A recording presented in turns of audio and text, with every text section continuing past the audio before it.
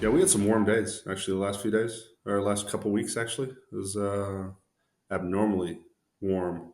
And so I think everyone in the house, even just around the neighbors, we were talking how we're excited to get the cool weather, maybe even get some snow up in the mountains, right? So I think Yeah. we're all looking forward to that. Just a change would be nice Yeah. for sure. So Yeah, exactly. I need the cold weather because we have a serious fruit fly infestation in the house.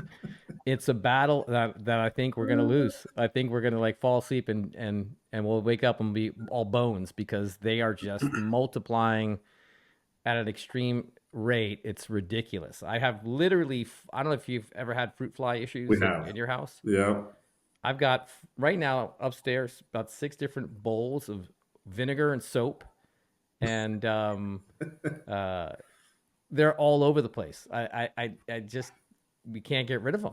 does the soap and vinegar thing work?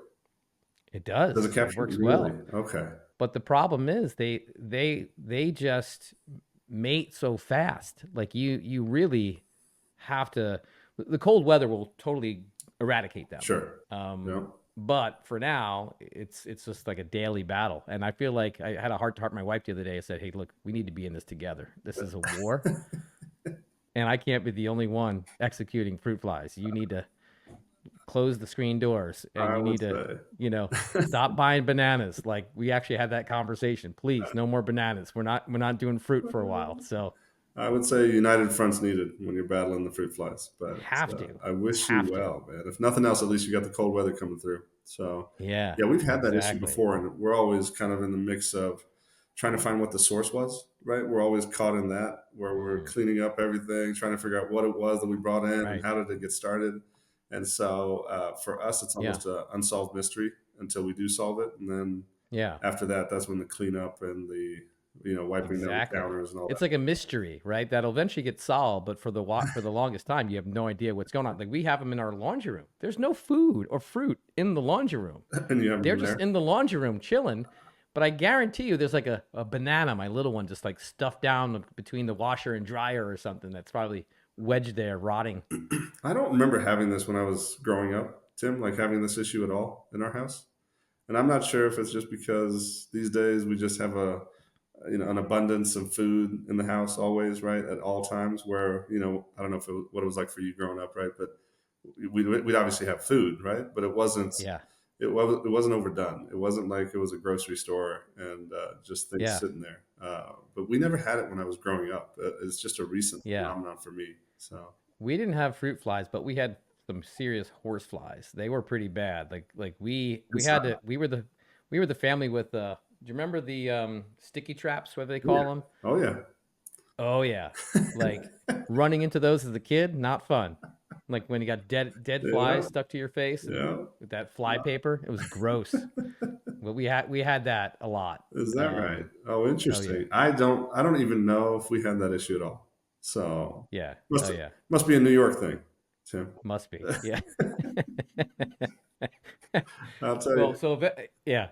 Yeah, no, I'll tell you. I was, the thing that I remember as a kid when, in terms of flies, is those. I don't know what term depends on which part of the country you're from, but cicadas or locusts or whatever those were. We used to have those, the ones Yeah. that would make noise at night, and then they all of a Right. sudden just pop up right in front of you or hit you in the head, type thing. Sure. Those were our issues outside. So, uh, Gotcha. but Yeah. the dragonflies, those things, we didn't, or horseflies, we didn't have that. Yeah. So Those horseflies are evil. They're big, mean, and I bet. they're just like hanging around. Now I You know just why you you just left New York. yeah, So, exactly. Yeah. So anyway, somehow we need to segue into from horseflies and fruit flies into our conversation today. So first off, thanks for coming on. oh yeah, We had to pay your agent a lot of money to get you on the podcast. So he's doing you weren't well. easy. Yeah. You weren't an easy guest to corral, but appreciate it all the same. But for the listeners of the podcast, hopefully they can tell that you and I have been friends for a while. We're pretty comfortable. We've known each other for, I was thinking about it earlier, probably over 10 years, maybe less than 20, like somewhere within that time frame. We work in the same industry. Matter of fact, we worked for the same company twice. Yeah. So we've gotten to know each other professionally and also obviously personally over the years and consider you a good friend of mine. And the funny thing, we talked about this a few weeks ago when we talked about having you on the podcast, is even though we're friends, we don't really know necessarily our upbringing so much, right? We kind of just maybe take it for granted to some extent, or we just kind of overlook it. But for your upbringing, you're very unique in the standpoint of you were born and raised in Afghanistan, and as a small child, moved to the United States. So, from a standpoint, from an interesting story and perspective of your family leaving Afghanistan and coming to the United States, pursuing that American dream, I think is one that is extremely interesting and a lot of people would want to hear about. So again, thanks for coming on. I guess maybe to kick it off, Jam, is if you wouldn't mind, maybe share some of your earliest memories as a child growing up in Afghanistan, if you can. And I'm sure it's got to be somewhat foggy, right? Because you were maybe about 5 or That's so, correct. Yeah. right? Yeah. Yeah. No, Tim, I mean, I appreciate it, right? Obviously, it's fun to have these discussions, especially with people you consider friends, right? And I think I would agree, right? We've worked together for many years, probably know little tidbits of each other's backgrounds, but we don't know how to probably put a full story together. And we've talked multiple times, right? We've always gotten along, and I've always appreciated, your approach to not only work but life as well. Obviously, very family oriented, and I am as well. And so it's something, Tim, that I actually haven't talked about with very many people, right? Just because it tends to be a longer conversation, right? It's not just like you can Right. drop that and say, "Hey, I was born in Afghanistan," and then you're moving on to how was your weekend type Right. thing. How's the rubber chicken at the conference? Yeah. Exactly, right. So that's probably why it's one of those things that I haven't had plenty of opportunities. I've had opportunities. I just haven't taken advantage of those opportunities to tell the full story. But this will be Sure. fun, right? I think Yeah. it is an interesting story, but I think we all have interesting stories, right? When we dig in, everyone's journey is kind of unique, and it's always nice to kind of find out what made you you, right? And so certainly my upbringing has a tremendous impact in terms of who I am today. But I was, like you said, originally born in Afghanistan. I'll give you some memories, but let me just start with maybe talking to you about how I think and how when I was thinking about you and I having this discussion, how I would start the story. Um, I'm one of five siblings. I'm the middle child. I was born in May of 1978. So I was literally born maybe just less than a week after the communist coup of Afghanistan. So literally, Right. in the middle of that, That was the correct. Russia invasion, It was right? primarily Russian backed, and initially it was just kind of a coup based on communist philosophy of the country, and then it was Right. obviously backed by the Soviet Union at that time, and then eventually it went into military kind of warfare where the Soviet Union actually brought in their forces, right? But so I was born literally a few days after the coup, so complete disarray, right? Don't even know who the government is, whatever it is, and my mother's basically giving birth to a newborn baby in the midst of all this, and just even getting to Yeah. the hospital would be a difficult process, right? Just because of the complete chaos that you could imagine. Sure. Imagine going outside and seeing, armed military soldiers walking around, right? Every official position probably being ousted, maybe people getting arrested. That's kind of what I picture in my mind's eye in terms of Right. maybe the chaos. And Sure. um, so when in terms of just being born there, I was born into what I would consider a fairly unstable situation, right? And and as future would tell it, right from that point forward, a lot of the story left to be told, right, without much in terms of insight into how this is going to unfold, and that's just generally in terms of that environment. It did become very, a war zone for many years after that, right? Even to this day, right? So Sure. for decades and decades, that was probably the starting point in terms of when a lot of the fighting and the military kind of activities started picking up. So in terms of things that I remember, and as you know, before the age of 5, for many people, most things are kind of spotty. That's really hard to tell stories, right? But it's really easy to remember little things that just stick out in your mind. And I'll tell you a couple of things that probably stick out in my mind is that as a kid, you're always playing outside. Yep. We played marbles right outside the house as a kid, and for some reason, I remember, whenever you play marbles, and then there'd be military forces that would walk around like soldiers. Uh, we'd all hide the marbles really quick, right under the dirt, just to make sure no one that they didn't see it, for fear of them Right. just taking any kind of toys or anything away from you. That was kind of a Sure. commonplace of just getting things taken away or confiscated, especially any kind of fun activities. The other thing that still to this day that probably takes me back quite a bit is I remember when I was young and you'd hear fighter jets, flying over. Yeah. And as you hear these fighter jets, you'd see just a bunch of kids just scurrying, running, right? Because the fact that a fighter jet's flying over you doesn't mean that they're just flying over you. There's probably a purpose behind that, Right. and that they could drop, some Sure. sort of bomb or something there. And we'd always just run to one of the safest areas, maybe close to a wall, or get close to some sort of foundational kind of something that's had a firm Right. foundation. And I can Yeah. tell you that even today, that's one of the first things I think about when I hear, like, we have air shows that go on in Colorado quite a bit, and they always Sure. fly in these planes, and the air shows literally less than 5 miles away from my house, but the planes will always fly over, and They that's can one be of the first things intense. that kind of Yeah. comes into my memory, and it's amazing how Sure. those things kind of take you back to a certain extent, Yeah. right? Right. Um, the other thing that I still remember is just the pure joy of just playing with your cousins and siblings, just having making fun out of enjoying, or making an enjoyable atmosphere or an environment, or even having an enjoyable time regardless of uh, Right. what things you had in front of you, right? Whether, Sure. whether you had a baseball bat or not, it didn't matter. You could find a stick, right? Yep. And so, Right. You got some friends and a stick and a ball or marble, whatever. definitely. So You'll find the fun. I think that's where that source of community came from, right? Is that I think in times of need, or in times of maybe chaos, you look for something that normalizes things. And I think family, obviously community, anything you can do to kind of take your mind off of whatever's going on, even as a little child, even if you don't know that that's what you're doing. Those are the Right. types of things that I remember.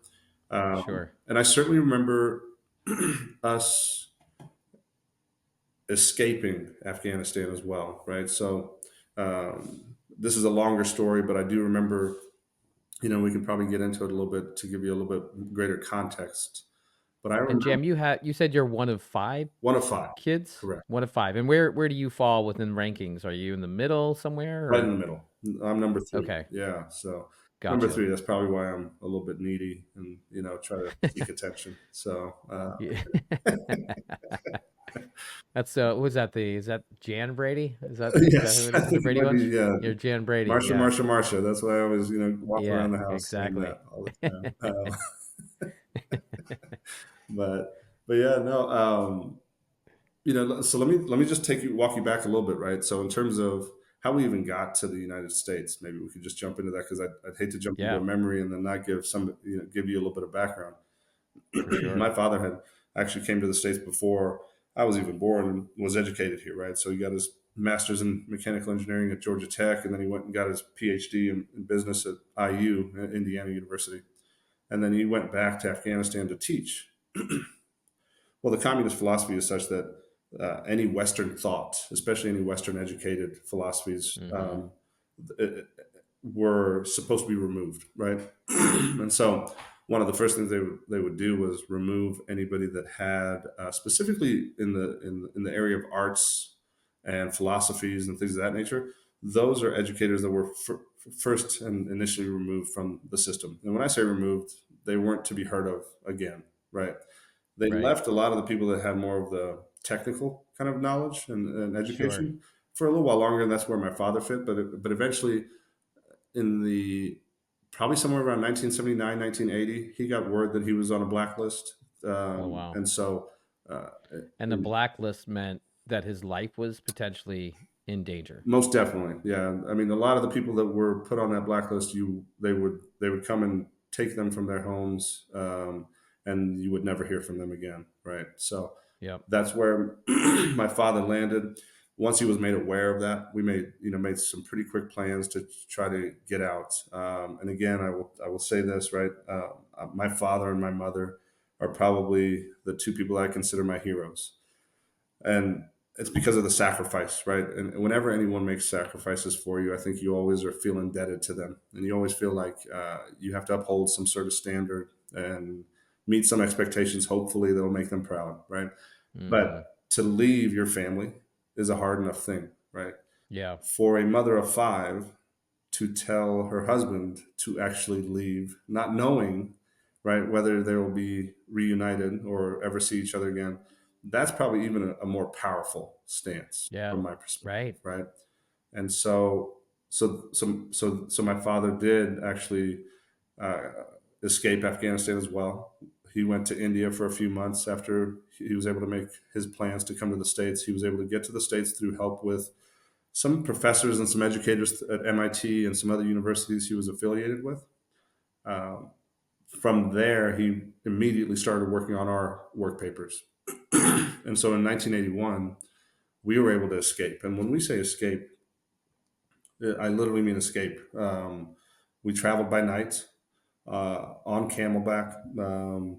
Went over the mountains between Afghanistan and Pakistan. Is probably some of the most rugged terrain in the world. We would Yeah. it took us a few days and a few nights to go over those mountains and get into Pakistan, and and we stayed with some family members there until our paperwork was done. But I remember, and I'll go back to the memories. I remember my two little sisters who were twins. They were younger than me, obviously, but we had to keep them quiet, right? So Right. no crying. They're about a little less than 18 months old, probably. Which is like near impossible. Imagine, just imagine doing that today, Just the right? stress. Yes. So Yeah. we were feeding them candy, right, just to keep them quiet, Oh, because any sure. noise would give create awareness of maybe some travelers or people trying to maybe escape.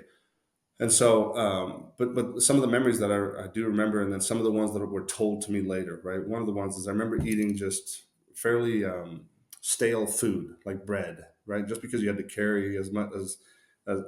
little as you needed, and so Right. just eating food, yeah, Ration your supply. Yeah. correct, right? Eating those foods, I Yeah. remember the taste of it like it was yesterday, Tim, right? Wow. Because you're hungry, but this isn't really great, but you're eating Yeah. it because it it You need it. meets a You need, need it. Need something. Yeah. right?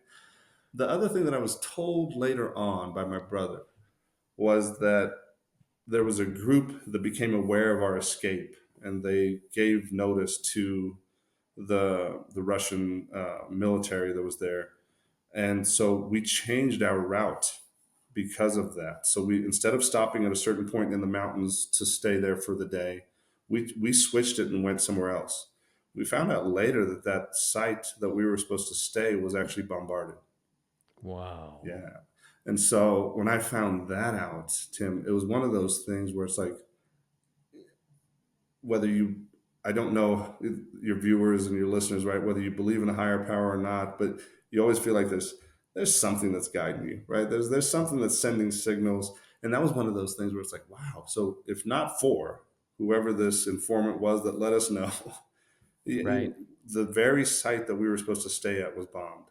And so for Right. us to change path just purely by, I don't know, maybe less than a half a mile, allowed us to get over to the border and make it eventually here to the United States, which has been a tremendous blessing. Yeah. Obviously. How long was that journey from the day you all left till arriving in the United States? Yeah. Oh, so we stayed in Pakistan for a few months, like about 6 months Okay. or so, right? So, but the journey from Afghanistan to Pakistan probably took 2 or 3 days. Just in terms of the walk and Right. getting over the mountains, and then we came straight to a little town by the name of Manhattan, Kansas. That's where my father had Mm-hmm. settled as a professor at Kansas State University, and that's kind of where the story starts from that chapter, right? So Sure. yeah, but Now, obviously, like we said earlier, you were five, so your yeah, memories are not what they are again, for your parents, of course, right? Like, do you have conversations with your mom and ask her and just, Hey, what was that like for you at that particular point in time, or do you feel like it's too painful to kind of bring up those stories? Oh, you bring it up. It's not that it's painful at all, Tim. I think it's amazing. It's amazing how you meet certain human beings and they're able to deal with the greatest adversities, right? And you feel like, wow, that individual doesn't feels like a normal, right, well functioning, caring, Mm-hmm. loving, empathetic soul, right? And I think that's what my parents are. I don't.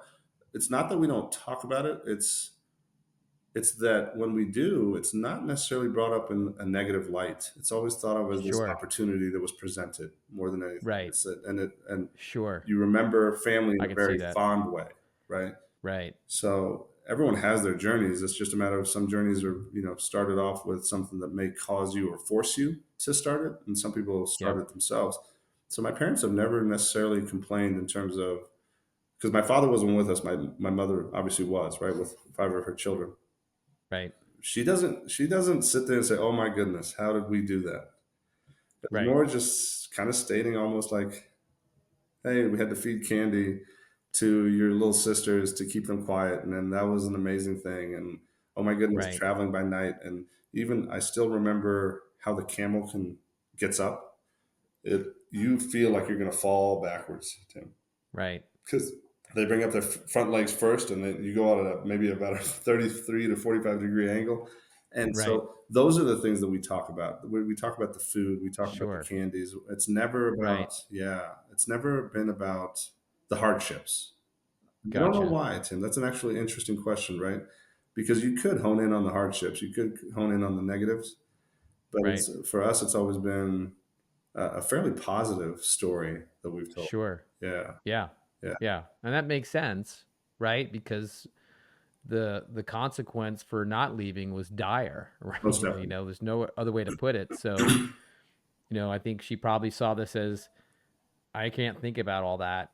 I've got a problem in front of me and many problems in front of me, and I need to make decisions that are going to, lead us to a safe environment at Most the end of the definitely. day, Most right? definitely. Yeah. Wow. Yeah. That's crazy. Yeah. No, when you think about it, Tim, and I'm not sure if it's the same for you, but you grow up thinking, oh, I grew up loving basketball, right? Loved basketball, loved sports, but, Magic Johnson was my guy, right?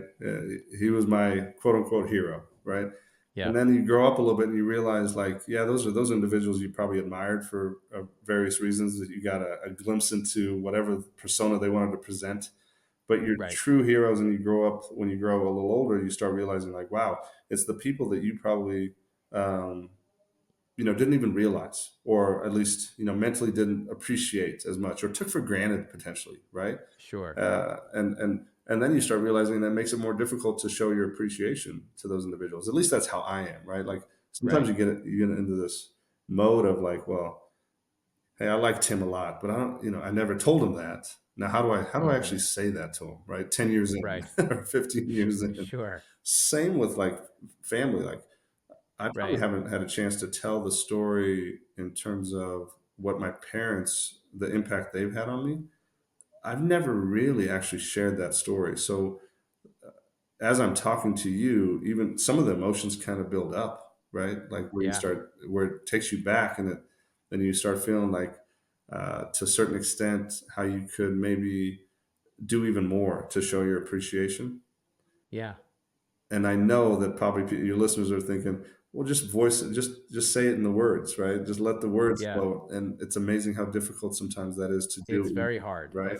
It's well, you also have kids, right? So we see it now from the we're now in the middle, right? So we have parents, right? That Hmm. that that we have problems maybe communicating to, right? And having those conversations.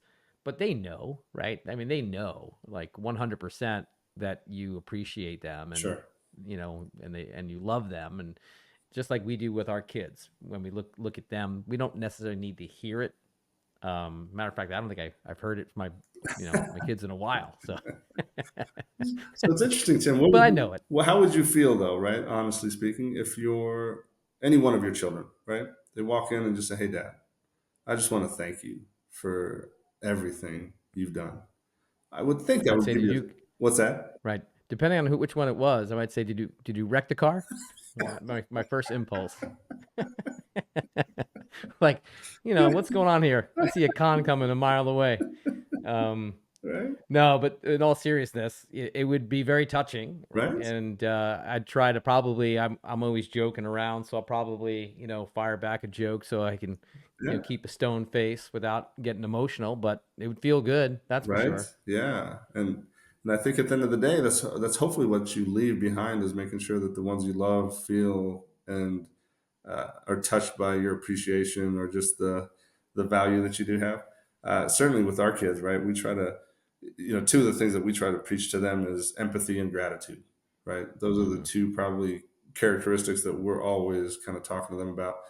And empathy probably comes from exactly the background and understanding that, hey, we live in a very, very advantageous situation, right? Relatively speaking to what we could have been, Sure. and making sure that you understand that not only should you be grateful of that, but you should also be empathetic of those that may not necessarily have those same opportunities. Uh, Right. and we always talk about, I think if you recall, Tim, one of the things we did at work one time was we went through an exercise of talking about what are, and I forgot the exact terminology that was used, but what is the thing that drives you maybe uh, not crazy, but what frustrates you in terms of like when you see things that maybe people do or in the work environment that you wish that people would do. And for me, it was taking advantage of opportunities. Sure. It went down to Right. that where I Yep. love presenting opportunities to folks, but it really frustrates me when people don't take advantage of opportunities or Sure. don't go through the Yeah. doors that are open. And I think that goes from the fact that land of opportunity, right? We landed here and it's been preached to us. And we're living proof of that, where if you just take advantage of some of those doors that get open for you, it's amazing some of the things that can be accomplished. My hope Hmm. would be that with our kids, right, we're able to instill that sense of appreciation, that sense Right. of understanding that the world is, boy, I'll tell you, it's tough out there for some people, right? And luckily, Yeah. we don't have it necessarily near as tough as others, right? So For we'll sure. see, though. We'll see how that goes. Yeah. They're all a bunch of Yeah. experiments, right? We got to just see how they do in the real world when we let them out. So Yeah. It's. I've always thought, you hear the stories of these, ultra wealthy people who are extremely busy, you know, whether working professionals, and they have these trust fund kids that get in all this trouble. And it's kind of, you can break it down in a lot of ways, but I always thought that there's probably two things. Is one, the parents not present and mm, they're just out there being too busy being a billionaire or running 10 businesses and running around the country and just not being present for them. And then B, just simply just not having to really need to really work at an early mm, age, and see that you really need to get off your butt and work hard. You need to apply yourself. You're not, you have to kind of find who you are through that process to some extent. You yeah, just can't get a silver spoon and walk through life, so easily, and it just always results in problems, as we always see in the media and movie stars and all that kind of stuff. It's or even professional athletes, like their kids, right.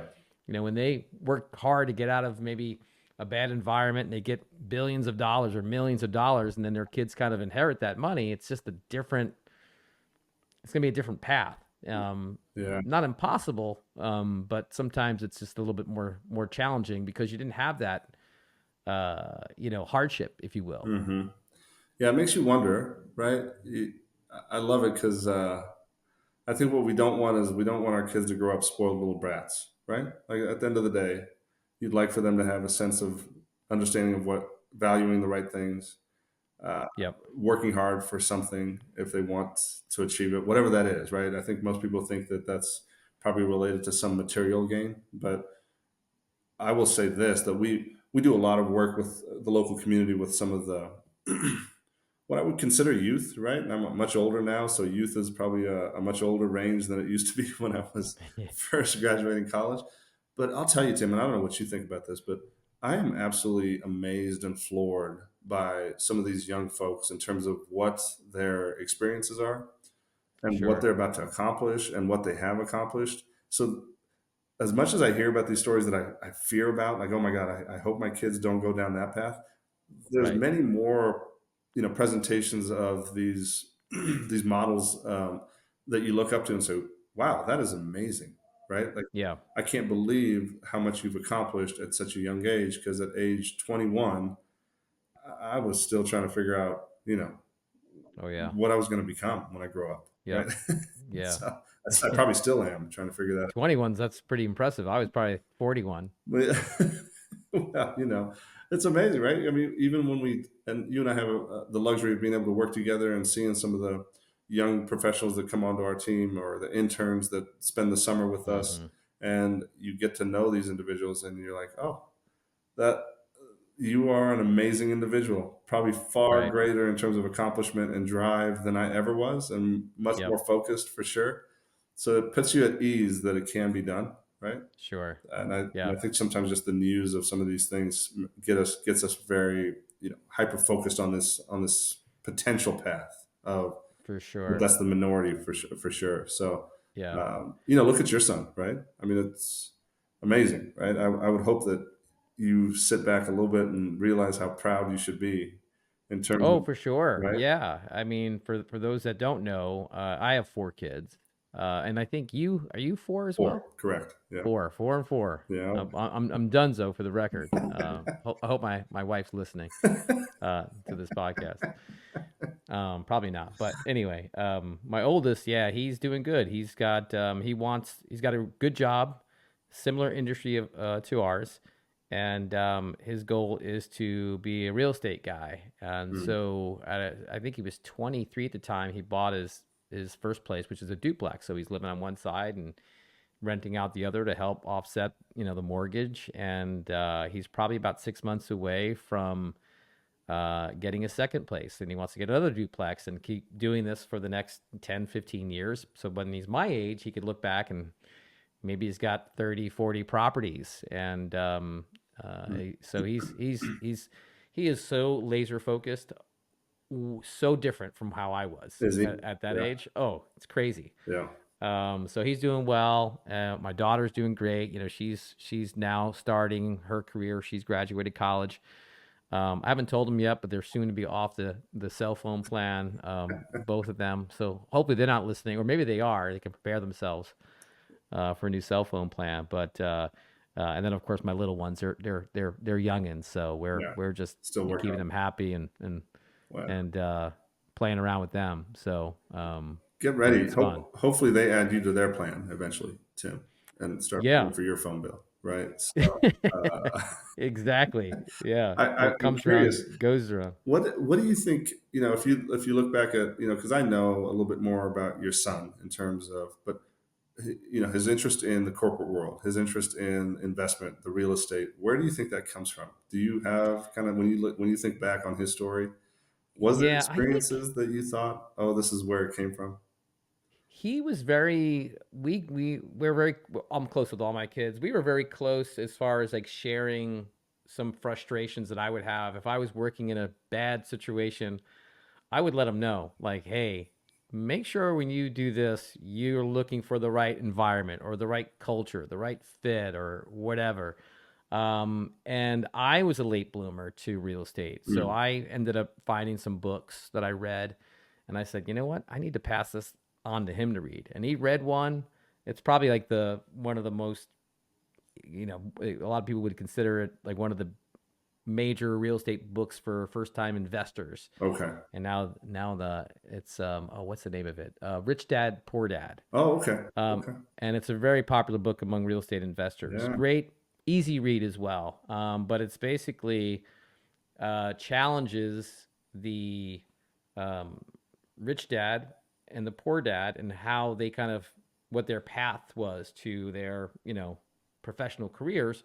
Poor dad was basically the guy who followed a very sort of common sort of path. Get good grades, go to school, get B's and A's, go to college, get a job, and kind of just worm your way up the corporate ladder. Rich Dad was, hey, be smart with money, make your money work for you. Look at investments and just be smarter. Hmm. And Hmm. it was really more through real estate than other investments, but um and he ultimately was the rich dad, and it's a good book if Interesting. you got young kids that you want to turn them on to that. So it's a good introductory book into real estate investing. And then he just ran with it, so he's just laser focused. And he doesn't, sometimes I got to tell him, spend a little money, like, can you get a new pair of sneakers, like like, but he's driven. So it's fun for sure. Proud of him, and proud of That's all the great. kids. Yeah, that's great. That's It's been really cool to that. watch. I did want to circle or um, rewind a little bit, because I would imagine, right? So you get to the United States, the Yeah. family is finally together, right? And you settle down somewhere within the United States, and your dad, I assume, is working and all that stuff. But what was that like? Because now you're in a new world, right? Perhaps English. I don't know if you were speaking English, in Afghanistan as a kid. So new language, new culture. Just what was that like? If you can kind of No. remember that experience. Yeah, so much there, Tim, right? So much to unpack because it was a new culture. It was a brand new language. Didn't speak a lick of English, right? So Yeah. you walk in, you walk into this new environment, not knowing, not fitting in, realizing that you don't fit in, but you're not knowing quite why. Because at a Right. young age, you don't really realize, but you know that there's something. And I think I chalked it up to the fact that we just, we had, we weren't that well off, right? So I chalked it up to maybe, kind of the status of the Sure. life. But I remember when we got, so you were right. So my father, he had selected Kansas State University. The main reason he says that he told us that he selected it was he thought that that was a town that you could bring up a family Mm, very safely in an environment that was primarily driven off of a university town, and that's what right. he wanted. So he had narrowed his choices down. He was a professor in the College of Business, and then eventually he became the dean at the School of Business. But he had narrowed it down when he was looking at where to settle between Kansas State and Ohio State. He picked Kansas State, and I always told him, I was like, would have been nice to live in Columbus, Ohio has been nice, but but still, we love coming up there, right? So I remember the cultural shock, right? I remember we walked into our house, and in our culture, it's a natural, it's kind of part of our culture to take your shoes off when you get in the house. And I remember the line of shoes we had right at the front door and this was the first day we're walking into the house. That's a very vivid memory for me. A line of all of our shoes, and I don't remember what kind of shoes we had because who knows, right? Now that I'm a shoe junkie a little bit, I would hope that I would remember that it was whatever it was, but the line of shoes. And then I remember going to school, and it's in the middle of the year, not speaking any English, but I am still in touch with some of those core individuals that when I started my first day of school, I'm still in touch with those individuals to this day. But those are the individuals that taught me how to use a crayon. I had never seen a crayon before in my life, Yeah. and this is age 5, 6, whatever it is, right? To not Sure. have played with a crayon and not know how to use it. But I remember the friends that taught me how to uh, draw with something or color with a crayon or use a notebook. It and so again, the natural tendency I think is we like to help other people, right? Just human nature is such that we like to assist, and there's not these barriers that I think get created as we get older. And so that was one of the things that first kind of really intrigued me was how welcoming people were, right? How kind Mm-hmm. people were, even though Yeah. we didn't speak not even a word, right? The reason everyone calls me Jamshid with a long I is not that that's how it's actually pronounced, right? But Right. that's how my It's kindergarten teacher. Jamshid, correct? It's actually Jamshade, like Jamshade. shade, yeah. Oh wow. So, Okay. but that's how my kindergarten teacher pronounced it without being able to ask me how do you because we had a Oh, language barrier, right? So you right. just see this name written on this, and so she said Jamshide, and that's how she Yeah. introduced me, and it stuck, right? um, Right. but people are very just willing to help, right? And so I still remember, like, hey, these 3 or 4 core friends of mine, that taught me how to color. That turned into being able to write, being able to read, going to college. It's a stepping stone. The journey starts really, with some help from Right. some people, right? Yeah. I do recall just naturally kind of some cultural differences as you get older. You start feeling like you don't want to be the person that gets noticed for being different, right? Right. And so whether it was celebrating various holidays that we didn't celebrate, right? So Christmas is Right. obviously a huge thing.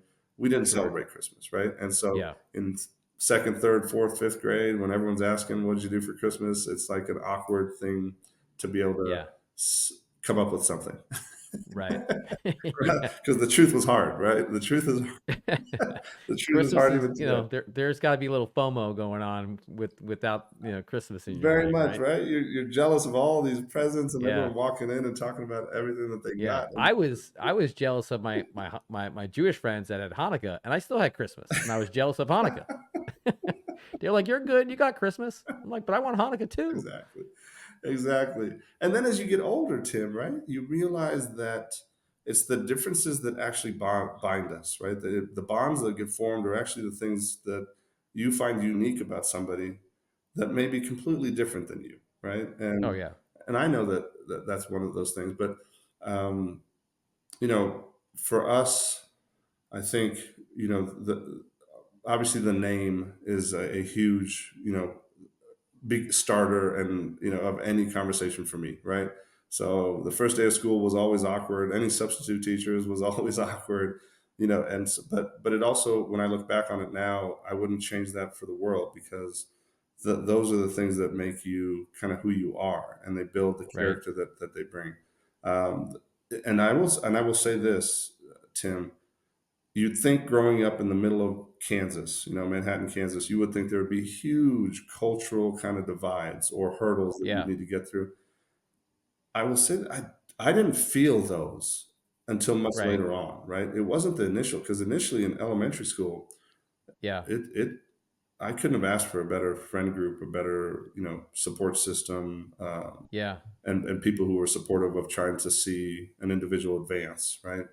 Right. Part of it could be that it was a university town. Part of it could be that it's just at a younger age. I think there's less and less of those, um, you know, kind of built up maybe divisions that we create Sure. amongst ourselves. Yeah. But yeah, there was other little things in terms of cultural kind of differences. I don't know if when you were young, but when we would go shopping for groceries, our whole family went. Mom, dad, Right. the five kids, like Yeah. you know. And so when I think about that now, it must have been very unusual, maybe. And I don't know but Yeah. to see a family of seven every weekend walking through the grocery store Right. every week, right? Yeah. That was one of those things where when we did something, we did it together, right? Always. Sure. The other thing that was kind of odd, and this is something that I saw when I went back to Afghanistan recently, and even before, the car size didn't matter. The car size didn't dictate how many people you could actually take with you, right? So we had a Chevy Citation that should only fit five people, but we would take that thing to Florida, to Arizona, to Colorado on family Yeah. vacations, and somebody would be sitting on the ground, somebody would be sitting in somebody's lap. That was Oh yeah. before all those requirements. But that's the other thing that I think, for me, I still remember very fondly, is that we were always so close, right? Sure. And part of it was just doing everything together, even the things that Yeah. embarrassed you, So How about for your older siblings? Did they also have sort of similar positive experiences when they came over? I think so, for the most part. I think they probably had, Tim, you bring up, that's a great question, right? I think they did have maybe some other experiences, just because as you do get older, the friend group is a little bit more defined, Yeah. right? And breaking in some of those networks is a little bit more difficult. So, and, Yep. and as we all know, right? Regardless of age, you're looking for a sense of belonging, right? Yeah. But especially in those critical years where you're fifth grade, sixth grade. My older sister was, I think, fifth grade. My brother was sixth when we first Yep. came to the states, Yeah. and that's a rough age That's to tough. start new and to be the kid that doesn't know English, right? Right. you Yeah. know, and so it takes some special people to extend that olive branch. Luckily, they both had it, but I could tell Yep. that there were moments there that they probably had um, a little bit more of a rougher road than I did. For But sure.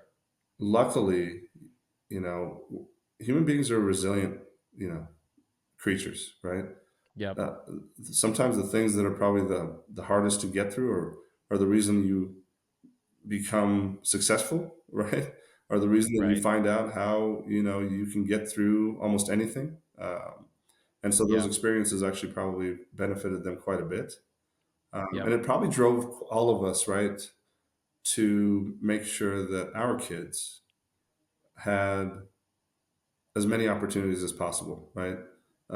But still valued and understood who they were, right? So there's that Sure. balance of, we obviously grow up and blessed in this country, and luckily, all my kids were born here, but they all kind of understand where mom and dad are from, right? Right. And how we even got here, and so that grounds them quite a bit. It allows them not to judge. Hopefully, right? Our hope would be that they don't judge or look down upon anybody. Mm-hmm. And so that's the same thing with, I think, my older siblings as well as my younger siblings, all of us. Um, but it is much easier, to your point, right, to start off at a younger age than it would be later on. For sure. Yeah. Oh yeah. So, Yeah. and sports Yep. is, sports is such a big thing, especially if you can get into organized sports. It's in middle school, high school, things of that nature. And when you start off a little bit late, it's a little bit harder to get involved in those things as well. Sure. Naturally, those things are a little bit more and more defined, especially these days. With my kids, I don't know about your kids, but I find that unless you're part of the AAU team and the off-season workouts and open gyms and all that, it's almost impossible to make sure that you're kind of an integral part of the team as well, right? Right. So Sure.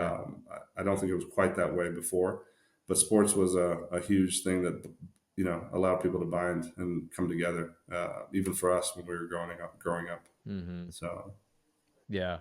Yeah. Sports is definitely important. And I think just to back up a little bit too, I think your dad having that foresight to choose to live where you guys ended up was huge because if you moved into a big city like Chicago or LA or New York, that might have been too much to handle. I grew up outside of New York and I was born and raised there and it was rough. was there? It was rough. I was a redhead. I was the smallest kid and my last name was McDonald. Like that is not good news right there for Yeah. not getting picked on and having to kind of fight your way out of the sandbox a little bit. But to your point earlier, that stuff really didn't come into play until probably like fifth, sixth grade. That's Mhm. kind of where it gets a little sketchy, where kind of pre-puberty and kids are starting to create their little posses and cliques and their friends are their friends and they start it's hard, so I can imagine for your older siblings that would be a little more challenging for sure. I think it was, and that's probably why they took, both my older siblings, they took more of like an additional parental role for us, right? They were, I can say this unequivocally, right, that they were much more, their maturity level was much higher than ours at the same Hmm. age as we progressed, right? And it's not because of anything other than maybe the environment required it of them, right? That Right. they probably experienced certain things that they don't wish maybe others would have, or they've experienced things that they would want you to experience, right? But they did take more of a parental role, so it was less us being siblings, Tim, and Yeah. it was more, oh shoot, don't let my older brother find out, right? He Right. bet because he'll get mad, Yeah. right? And Right. so it was an awesome, awesome relationship. It still is to this day. He's probably somebody I look up to in terms of just being able to get guidance and just being able to talk family now. The topics have changed, but Oh our sure. discussions are very similar in terms of just being able to pick certain topics and maybe dig into it and pick each other's brains a little bit. Sure. But yeah, it's tough, right? I would think that for you though as well, Tim, right? Big city, little city, wherever it is, there's still maybe issues. The issues probably are a little bit different, but it probably, I would assume, at least for us, it creates a sense of confidence that you can get through things in the future. It's Hmm. probably very advantageous and beneficial for you, right? Oh yeah. As you grow up. There's probably not too many rooms, Tim, that you can't walk into, uh, you know, and still feel like this will be fine. This will turn out Right. okay, right? Yeah. And that's a great. Unless it's like Jeopardy and I'm a contestant, then I'm like, oh boy, I'm this is gonna be bad. Even But then, even then, Tim, I think you would take over as the host. So maybe, yeah. you'll pull an Aaron Rodgers and all of a sudden just take Get over. behind the camera and start directing, something. Yeah, keep myself busy. Yeah, yeah. For sure. So, Yeah, but I did want to pivot to religion, and I'm yeah, for the people that know me, they know I'm pretty much. I think I'm spiritual, but I'm not a religious person. I don't go to church. I'm very um, spiritual though. yeah, I do believe in a higher being to some extent, but we're certainly not. Our family is not one that sort of practices any religion. But I would imagine for you that religion is a big part of your family. So maybe just touch base a little bit on that.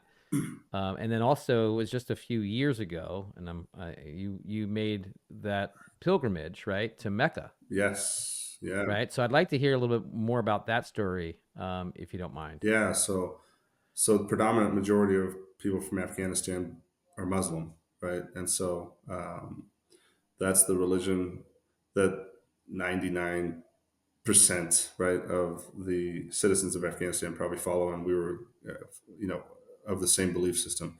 And religion, Tim, it is a pretty big part, probably a very large part of our kind of how we define ourselves.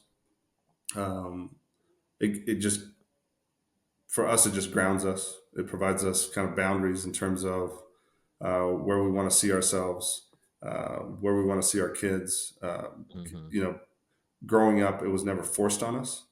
It was more, taught, and we saw it through action rather than even words, probably more than anything, which was really beneficial because it didn't feel like it was forced, right? It felt like it was just a natural evolution for us.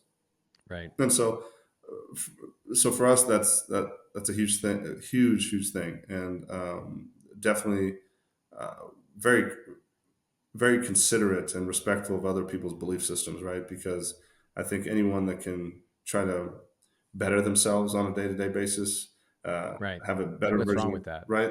Yeah. That's an amazing thing, and I'd want to be Sure. part of that journey with anybody, right? And so that's kind of Yep. our that religion is that source for us is to try to become better and better every day. We did. My wife and I actually did perform what the pilgrimage that you mentioned. It's once in a lifetime kind of.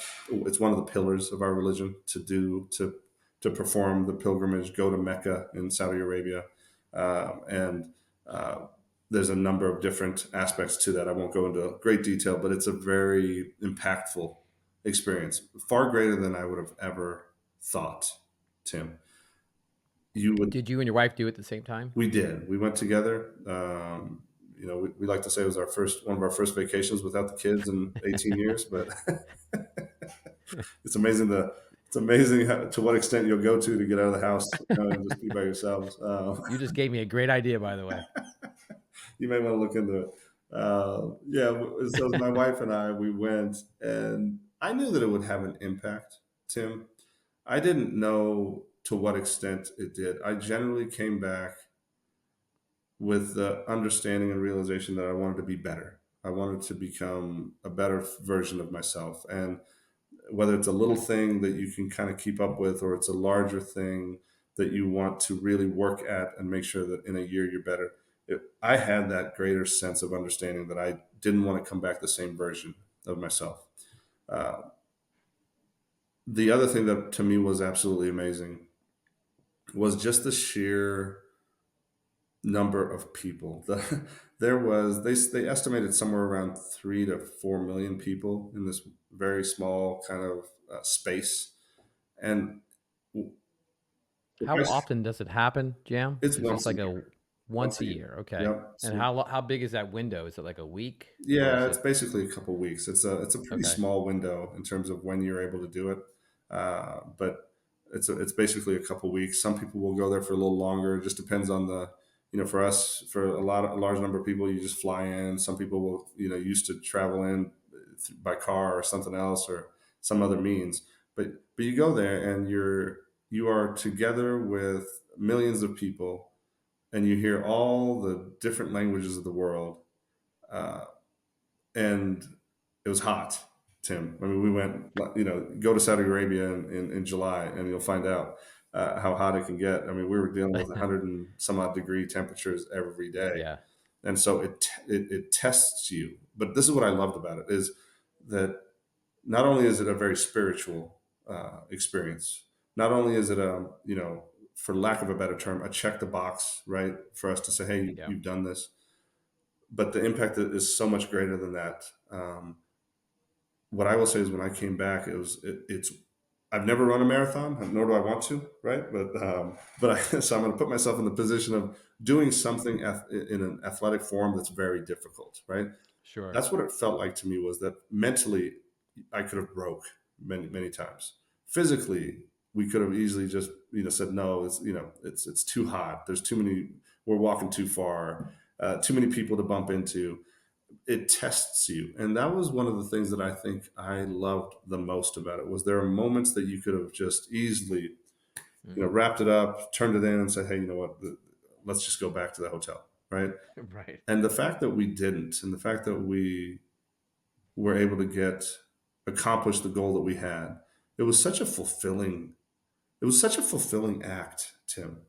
Right. I genuinely compare it to some sort of like achievement that you would have that causes you physical and mental stress, right, to a level that you didn't think you'd get to.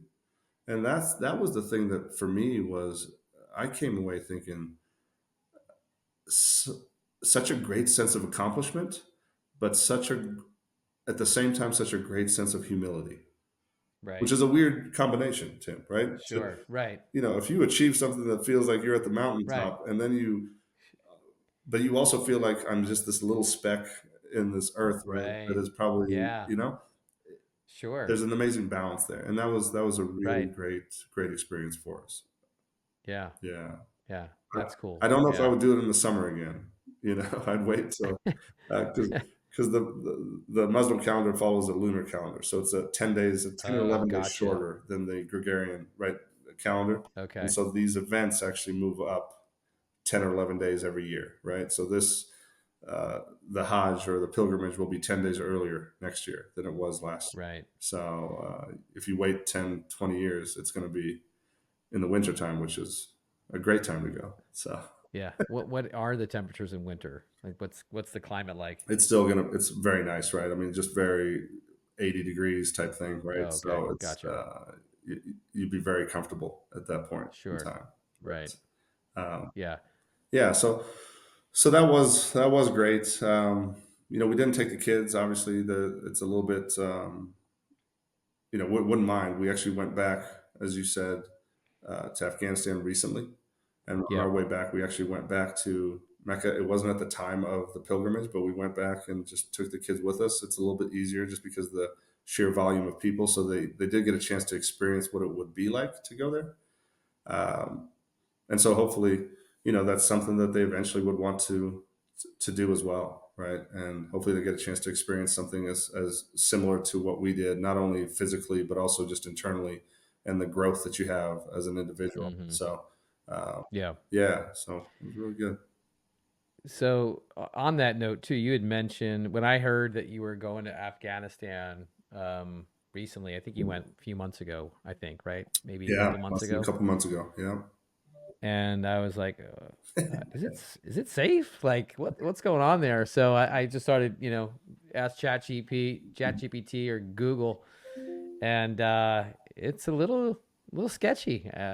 So It, so I guess that had to be in the back of your mind, but I assume you've got tons of family members there that kind of help you get to where you need to be. But were you concerned about safety at all before going, or is it more overblown from the media? I, I think it's a little bit of both, but no, it's certainly, you go to the State Department's website and they tell you, we do not advise traveling to Right. Afghanistan, right? Nor if something happens, we It's can't help, like the heat basically. map, and it's like red. Oh, 100%, right? It's Yeah. and it's blinking. So Yeah, with a little siren if you really like listen to it. so Yeah. so it's definitely one of those things that, I think my wife tells the story. She went to the doctor just to make sure we had the proper medicines and if we had needed any shots. And the Right. doctor literally looked at her and was, I'm paraphrasing here, but basically like, "You're doing what? You're going where? Right. Like you can't, can you?" Like, and so Right. I, so there is a little bit of that fear. It's not stable, Tim, right? So I totally understand it, and it's not a vacation, right? But we have a ton of family there. We went, and we had no issues whatsoever. It felt very safe the whole time. Right. Obviously, that's the economy's not great there, but so in terms of just the normal day to day living, it was still, I think it's pretty tough for the folks there. But for us, our goal wasn't necessarily to do a vacation. It was more just to see some of the family members that we still have over there, and Yeah. that definitely we accomplished that, and it was really good. I can't say that there wasn't part of me that had some calculations there as to whether or not, if it was really bad, we would have canceled it, Tim. But everything we Yep. got in terms of some feedback from family. Additionally, I think we talked about it earlier, right? You go through things in life that prepare you for various events, and so the level of fear is probably a lot less for me than it would be maybe for had I not experienced some of the things that we have, right? Right. And had I not had the comfort level of understanding that, hey, you know, we've been there before. Obviously, this is a new environment with the recent kind of changes in terms of government and leadership over there, but it's we took the kids, right. So obviously we felt pretty confident that it's going to be safe enough to take all the kids. Sure. I can tell you that two of my kids loved it, and two of my kids said they probably won't be going back. so but we we topped it off, and it was an interesting, again, Tim.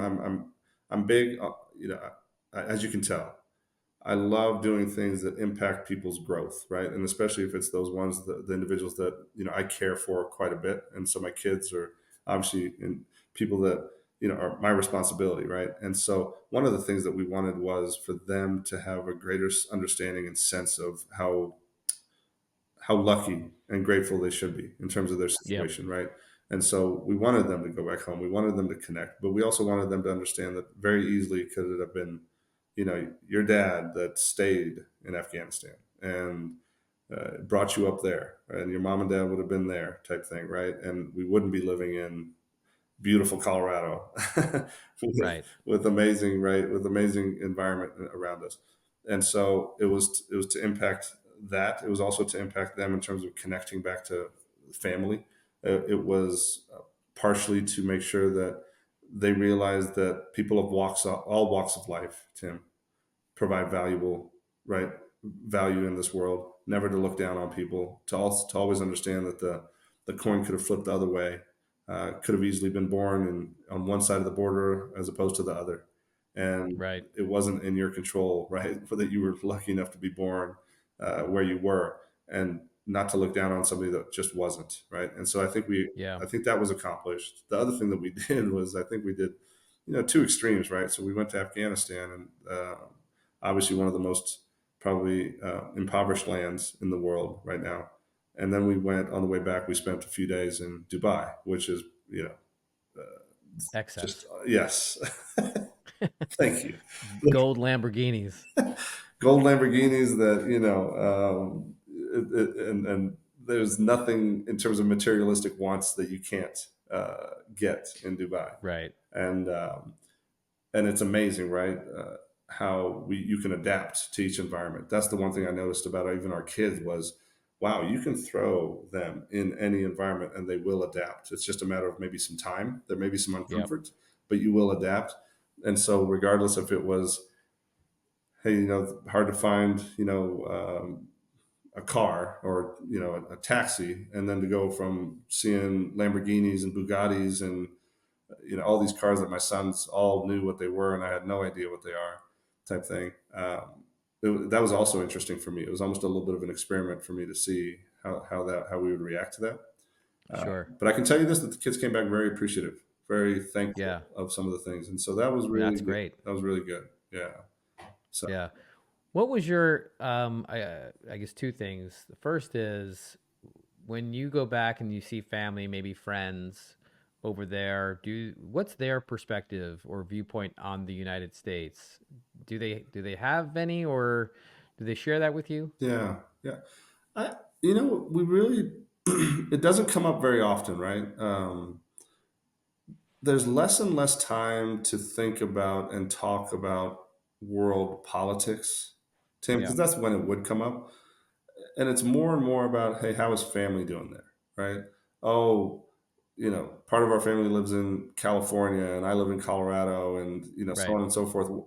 How far are those places from each other, right? Like, Sure. is it easy to go see each other for dinner? You'd get these questions where you'd laugh, right? Because it's like, oh, well, Yeah. but it's less and less about the political kind of situations and any animosity towards certain lands.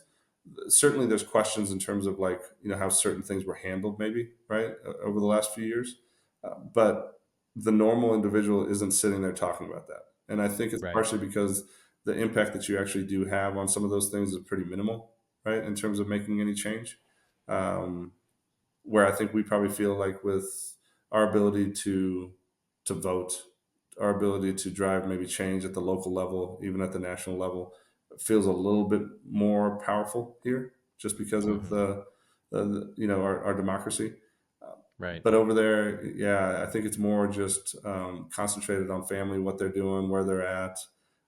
I will say there's probably a certain notion that things are easier in America, which they probably are holistically, but I don't think there's a.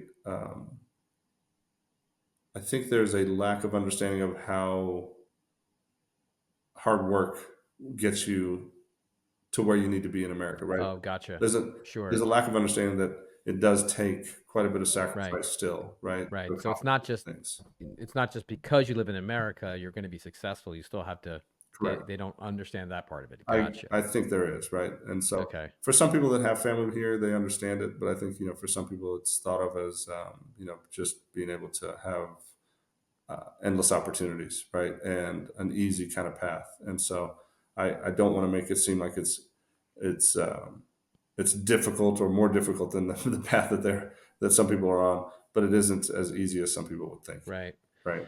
I would be remiss. I said there were two things that came to mind, and I would be remiss if I didn't ask this question, Jam. When the United States withdrew out of Afghanistan, like this was probably I think in 21, if I'm not mistaken, and the you saw on the news of literally people latching onto the airplanes Mm, and yeah, falling to their death. yeah, I mean, I was first of all, I was just like mortified of like, oh my God, like that's how desperate, these people are. right, They're thinking they're going to somehow get into the airplane. And, obviously a lot of people lost their lives and it was chaotic. The whole withdrawal was chaotic. yeah. What was going through your mind when you were watching that? You know, it's hard not to think, for me, that that could very well be me instead, right? There's always part of me that thinks that, right? There's always part of me that sees something on the news, and it doesn't even have to be Afghanistan, right? It could be any other Sure. third world country that's going through some sort of, and it's not about the politics of it. It's about the human Right. aspect of this, right? It's about the mother or the father or the son or the daughter, or Right. it's about that individual that's going through something, and me thinking, well, that could have easily been, why me, right? And so um, there's always a little bit of that initially. Secondarily, when you remove yourself from that thought and you start looking at the extent in which people are willing to go to maybe get out of the current situation and flee to maybe a more prosperous opportunity, it's Mm-hmm. amazing the extent that people would go through to have that opportunity. And again, Right. I can't blame anybody for whatever an individual tried to do, because it's easy to sit here and say, hey, relax, right? The next plane will take off. Well, there was no idea that there would be another plane. There's no idea whether Right. you would even be allowed to get on there. Sure. An unknown, the unknown in political unrest, we're pretty lucky. We haven't had that. here, right? We're very lucky, knock on wood. We haven't had, this is just my belief, right? We haven't had war on our land, right? Meaning we've had wars, but Right. we haven't had it, where you don't know if the next plane that flies over is going to destroy your house or whatever it is. Right. And so to be brought up in that environment for the last 40 plus years, I could only imagine what the mental psyche of an individual is when there is an uprising, when there is turmoil, when there is a change in the guard, right? Sure. To Right. think, well, this could turn out really, really bad for me, Right. right? Yeah. And what in my history would tell me that it's going to actually turn out good? So I better do everything in my power to try to flee and try to change my environment, right? And Sure. so I totally understood kind of the Acts of desperation. definitely right Yeah. and it is right, like you said, it was literally people hanging off the side of an airplane, right, Yeah. as it's flying away, and somehow in that individual's mind, he or she or they thought that that would actually work, right? Right. And we Yeah. smirk and kind of laugh because you get to those acts of desperation, there's nothing more that you can do. Sometimes it is just one of those things where your natural kind of, it's not, I don't smirk because it's funny, I smirk because it's so desperate, right? Right. And you wonder, and you just, so that's where I was going with it, is just I was in awe, I was in a little bit of shock, but I also understood kind of where somebody could get to that point.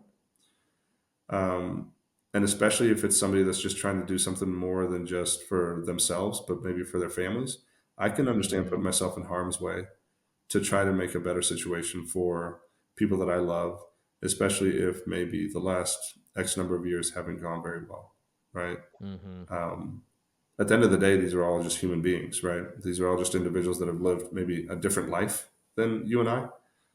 But the goals are very similar, Tim. When you talk to individuals, no matter where you go, the people that I talked to when we went to Afghanistan this last time, I was sitting at we were at a shoe store, and my kids loved it because it was all these knockoff Nikes that looked just like the $400 $500 shoes that came in, but it's all right, the knockoffs that you Yeah. wouldn't be able to buy here in the States, and it's like $25, right?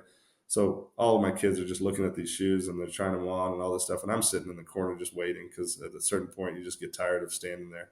And the owner of the shoe store comes over and just starts chatting with me, and his whole goal was, look, if I had an opportunity to leave, I would. And I wouldn't leave because of me, because I'm actually very, very comfortable here. This is a culture I'm accustomed to, the language, Right. everything is so very comfortable. But the reason I would leave is because of my kids. And I think we all, as fathers, as mothers, as anybody that's a guardian of other people, understand that, right? I think Yep. you would sacrifice of yourself, and you understand when Oh people yeah, would for want to do sure. that. And so I can't knock anybody for trying to do something like that, right? And no matter where you go, I feel like that's a very common and a connective tissue that we all have, is that we just want to create, especially once you have somebody that you're responsible for. Whether if you don't have kids, that may be your significant other, right? If you don't have a significant other, that maybe that your parents are getting a little older and you're trying to take care of them, or whatever it is, right? Or your friends or your core kind of group of loved ones. You, I think we can all connect on the fact that you'd want better for them, you know. And Mm-hmm. so that's where it went for me. It was, there was part of it was just the frustration of like, why again, right? Like Right. there could have been a better way to do this. I don't Right. question, hey, we probably can't be there forever, right? I don't question when I go back to, you know, exiting Afghanistan, right? Withdrawing. We I naturally knew that that can't be a lifelong thing, right? That can't be a forever Mm-hmm. occupation. It's something that you have to kind of, maybe withdraw the troops and things of that nature.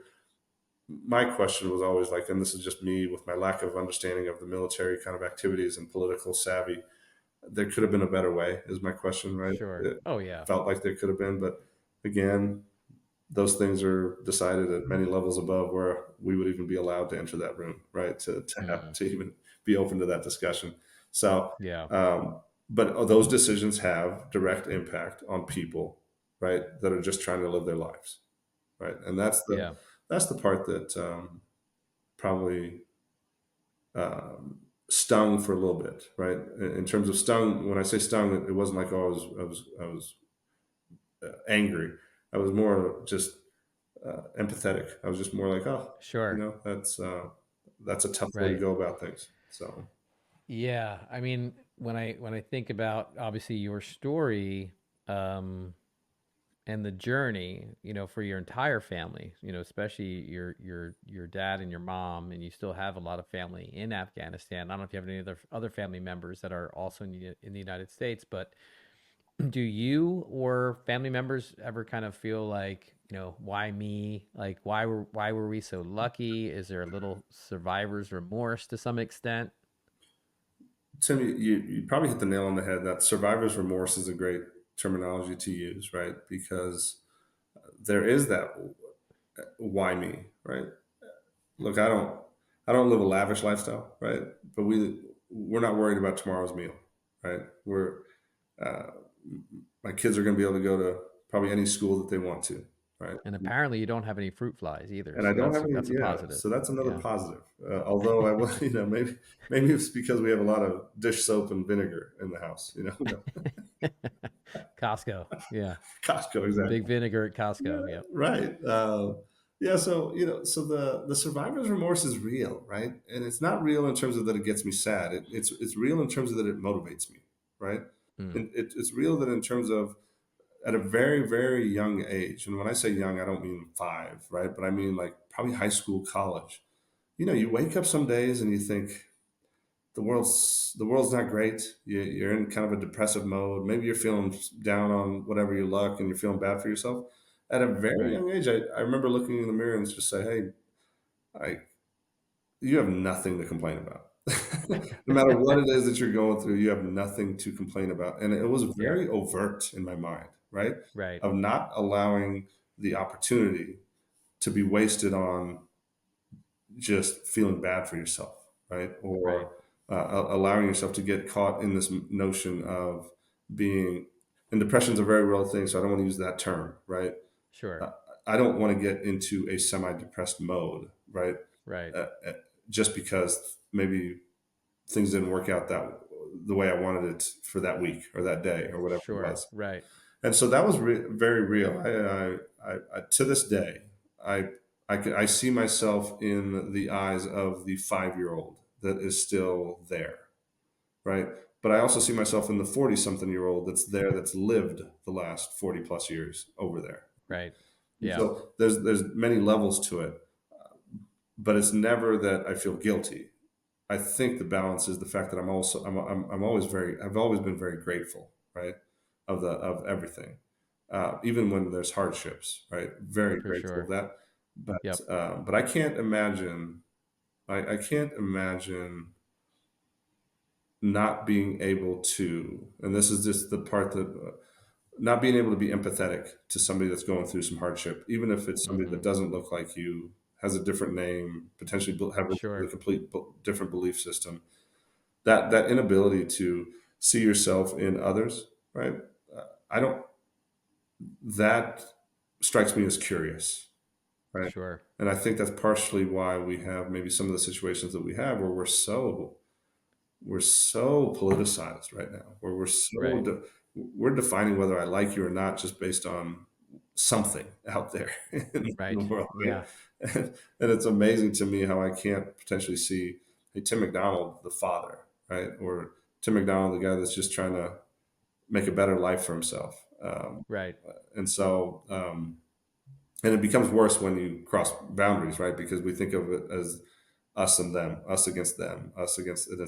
It's always Sure. lying, and Right. yeah, that's always something that's kind of been with me. Um, Yep.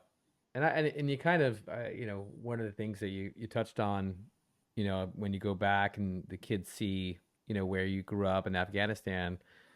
um I think travel to different parts of the world is so important. If you have that opportunity, obviously, to mhm. travel and see other people and other cultures, and it just makes you see things in a different perspective, maybe a sense of appreciation. Maybe you learn something new. Maybe You taste a new food, you hear a new phrase, anything. It could be something major, something or something minor.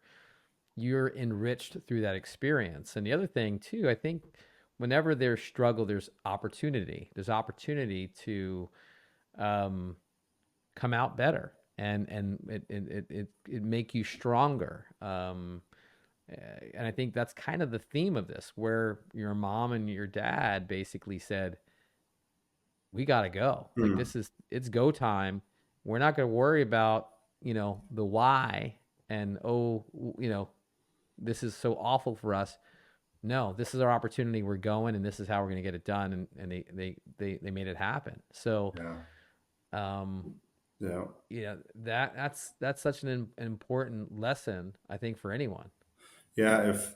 If I love that you said that, Tim, because if I could wish anything for most everyone, right, would be the ability to potentially travel, and not to travel as a tourist, right, but to travel as someone who would potentially live in that land that you're going to, um, and just experience, even if it's for a brief period of time, a day or two or three, right? Mm-hmm. To experience the fact that potentially there's a large percentage of the world that doesn't have clean drinking water available to them, right? Right. Large percentage of the world that doesn't necessarily have electricity or warm water for that matter, or food. And so these are the things. And yes, there's a large percentage that do, but there's, there, you want to be able to have an impact, right? And when we traveled, the first time I actually went back to Afghanistan was in 2004, Tim. And I remember it was such an amazing experience, right? To be able to land, and I hadn't been there since we, obviously escaped back in 1983, right? And so the many, many years after, so you land, and it's this, there's an impact to where when you go back to a place that you feel like this is where you're from, type thing. Mm-hmm. It's an amazing impact, even though you may not necessarily have those deep connections because you didn't grow up with a lot of memories there, but you still have. Right. I remember going back to the village that we were from, and it's right outside the capital. But the house that we had over there was actually during the Soviet Union war. It was bombed on, right? So it was what I would consider destroyed, but like a wall is up, and maybe another quarter of a wall on the other side is up, and it still sits there like that in 2004, right? So I'm sitting there and I'm like, wow, that was our house, right? Yeah. And you talk about impact, you talk about just traveling and seeing that this is kind of what that happened back in 19 in the early 80s, Tim, right? And that house is still left like that, right? Right. And for a variety of reasons, but it's still left like that, right? But for me to walk those grounds and just uh, it had such an enormous impact, right? Yeah. It had I can such only a imagine. direct connection of what if, right? You start Yeah. thinking these things. It's like, well, what if, and why, and why not? Right. All of these questions come into your mind, um, and then you just get a sense of like, you know, it's a mud house, Tim, right? Like it's not, it's literally just thick walls, yay thick. And I'm trying to go to the camera here, but it's just mud, right? Right. And I took many many pictures on those grounds just to have it, right? But I don't even know how to describe in words the impact that has when you see what is yours and what provides you maybe shelter, the livelihood that you would want, and to see it be destroyed, right? Mm. And how that would impact anybody, right? And Yep. uh, so it's not only just impact. It's not only what you just said, where hey, traveling and seeing things, but you build connections. It's weird. It's connections that you didn't even know you had, right? Mm-hmm. And it doesn't actually just have to be that, oh, you were from there. We actually built Right. connections even in like other lands, like Saudi Arabia. It was weird. The connections we have over there are just purely things that happened within the last 2 years, Right. but you allowed yourself to be part of this environment and see it from a different perspective, and it becomes part of you, right? Sure. And so I am a big proponent now, Tim, of trying to get as many experiential travels as possible. And certainly, Yep. I've told the kids this, and the family this too. we're never going to shy away from having those nice vacations, right? Right. We want to dip our feet into the ocean, in Hawaii as Yeah. well, and try to go to an all inclusive in Mexico, and we Right. do all those things. But we'd love to also balance that with having something that further adds to the evolution of oneself, right? And allows you to have perspectives. Because even in the business world, Tim, I would think you would agree, and maybe you've talked to your kids about this, right? But having different perspectives and having the ability to be able to see things from a different angle is Hmm. such a great tool when you're sitting Right. in a room trying to come up with a solution, right? You and Right. I always we talk strategy all the time, right? We always are sitting there like, well, how do you approach this scenario and this, and maybe we're talking about something in terms of a business advancement, and it's nice to hear something that you're like, wow, I didn't even think of it that way, right? Right. And it comes with maturity to a certain extent where you're like, oh wow, Sure. I'm not smart enough to actually think of it that way, but I'm so glad that you're in the room to do so. And I do Yeah. think that those types of travels, those types of experiences will give not only kids but even adults, right, an understanding to be able to see something in a different way that isn't even forced. It's actually just Right. kind of part of you going forward. Hmm. Yeah. Yeah. I mean, it makes, yeah, I couldn't agree more. On that, I think the other thing for me, I touched base on it a little earlier too, that when you kind of go through these experiences, and now we're talking more on the business side of things, it's just good to be part of a group where you could feel comfortable to kind of express those opinions and thoughts and feel like you're being heard as well, right? Where, but keep an open mind, and you realize you've got a lot of brilliant people in the room, and you know, keep an open mind to what they're saying, right? Hmm. And oftentimes their ideas are 10 times better than what I thought. So um, that's a good point It for is. sure. It's amazing how that comes into play today, right? For us, I think you and I probably have a similar mentality of you certainly think you have an answer to most everything, but it takes that experience to actually hold back your words for a little bit, right? Hmm. Allow others to bring their perspectives into the room, add to that pool of thought, right? And it is, and again, like it goes back to something we talked about earlier, right? It's not only just when I say youth, right? We talked about how kind of it's not only just the youth, it's just everybody in the room that has this invaluable kind of perspective that could help with coming up with a greater solution. And it takes a great level of experience, right? And humility to be able to say, like, I probably don't have the right answer. I have an answer. Right. I think he's Right. right. But let me see and let me allow this room to kind of come up with something that may be even better than what I would otherwise by myself. And then the other great thing I think in just the business world is to understand that, you know, the solution and the answer doesn't always have to come from you, right? You don't have Right. to be the one, right? You Sure. don't have to be Neo. Right. Um, there's a story of Greg Popovich, who's a coach of the San Antonio Spurs. For those folks that watch basketball, they probably know of this coach, right? Great coach. But they asked him, he was like, "Hey, when did you know that?" And he was talking about one of his players. Like, when did you know so and so was a superstar?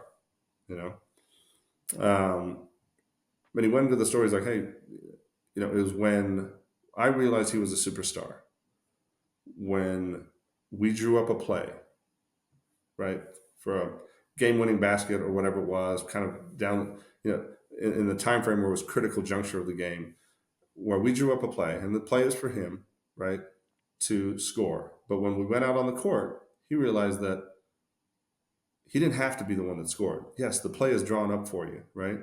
But he realized that it's just to score." Right. And he allowed, right, his other teammates who had maybe a better angle at the basket, an open shot, a better, to score, and they won the game, right? And he Sure. said that's when I knew that that person was a superstar. And I think that Right. I think that translates over to the business world as well, right? Is for the individuals that kind of advance and realize and are confident in themselves to know that it doesn't always have to be me, Right. and it's actually better when it's we. Right. Right, right. It's so much better when it is the collective that comes up with a solution, Oh and it's yeah. so much better when an individual that maybe is in a situation or position that's already had their accolades and has had career progression to give recognition to those that are maybe coming through that same path, but maybe Right. years earlier. That's a tremendous impact Yeah. on people, right? And so Yep. we see it every day, Tim, right? Oh yeah, for sure. There's a lot of there's a lot of individuals that stay quiet because the room doesn't allow an opportunity for them to voice. And I Right. think it's on all of us, right, to try to create that void or that pause in the chaos and the noise to Mm-hmm. allow and maybe even call on some of those folks, right, proactively. Uh, Sure. some of the quietest people are some of the smartest individuals that you'll ever meet, you know. Right. And and sometimes we don't find out until it's like later in the game. But as long as we do find out, Sure. yeah, Yeah. Yeah. Well, Jam, I think this is probably a good time to maybe wrap up the conversation. Maybe before we do though, any other final thoughts? I mean, ultimately, it's an incredible journey for your family and yourself, and obviously appreciate you sharing the story, your family story with us. Any other closing thoughts before we wrap it up? closing thoughts. I feel like this is so serious now, right? I need to say the right things to make sure We that can we go don't. back to the fruit flies. We can always go back to the fruit I'm still flies. puzzled by the fruit That's going to be another fly. podcast. I'm going to try to find a fruit fly expert I'll and def- see if I can get down to the bottom of it. I will definitely be listening to that probably multiple times. So just so That's the one that's going to go viral I'll for take sure. notes. It, Tim, it's a. I'll go back to some things that we already hit on, right? I think everyone's journey is amazing if you just take time to listen to it, right, and ask those questions. So I love hearing about other people's journeys in life and identifying kind of those peaks as well as valleys that made them who they are, right? And a genuine interest in people is probably something that um, you know I adhere to. Secondarily, I would say that you know there's multiple people that have helped me along the way, and I'm not saying that I'm the CEO of some multi-billion-dollar company, but I would say I'm a pretty lucky person, right? Uh, I've got a lot of things that I didn't even dream, would be possible when I was, 6, 7, 10, 15, 21, right? But Hmm. there's always been people there that have opened doors, that have, provided a helping hand, extended an olive Yeah. branch. And so if I can, and that's kind of where my mentality has changed now, is where if I can be that person that's Yep. picking people up, that's extending the branch, I get so much value out of that. And so I love that evolution of myself. I really do, because it just it gives me value, and it gives me a sense of value, and then just giving back, right? I mean, there's a lot Yep. of things that we do in terms of the local community as well, with people that maybe not have as many opportunities, but it's a way of just trying to say thank you more than anything. And very well could have been that I would still be just as thankful if I didn't have, an amazing job, a wonderful, wonderful family, all the things that I'm very, very grateful for. I still probably have that same mentality of trying to help people out. It's just Hmm. it's just easier to do. But I appreciate even the time tonight, Tim. This was fun to be able to catch up with you. I think I've gotten to know a little bit more about you, and we've this is probably a deeper conversation than we've had in the last 15 years combined, right? So, Exactly. but it's We'll awesome. do it again 15 years from now, Let's do it. and Let's do we'll it. see. We'll see. We'll do it. We'll We'll do see it. if, We'll do a what has contrasted changed at compare that point. between the two. Exactly. So, I think we'll probably. I'll definitely have a few more wrinkles by then, if I had hey, to guess. you're I'll looking probably look like the guy behind me a little bit. you're looking good, man. You're looking good. Don't worry. Keep it up. Whatever your skin routine is, maybe that's the next It's podcast. got to improve the filter. I need that filter on my face to kind of make me look a little more young. So maybe by then we'll have like it'll be all virtual anyway. Oh, there we go. There we go. So that's the It's goal. all AI But generated. So you won't exactly. even be there. But All right, Jam. Again, thanks so much. Great talking to you. And you know, it was a fantastic conversation. And I guess I'll see you at work pretty soon. There you go. Yeah. Wake up. We got an 8 o'clock in the morning, Tim. Don't, Probably, get to right? bed. Appreciate your time, All Tim. right. Thanks for having me Yep. on. Yeah. Yep. See ya.